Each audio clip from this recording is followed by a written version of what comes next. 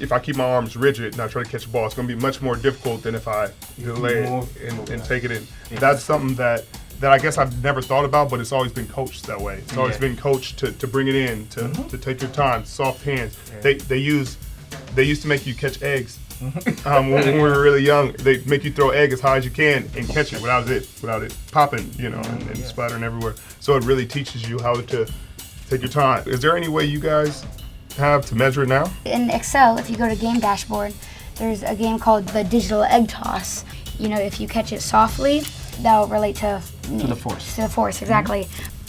So if I catch it and I move with it, so I have less force, but if I catch it, it's going to be a different spike, and then you can see all the information. So that would be really good data that student can use to have a better understanding of Newton's second law of motion.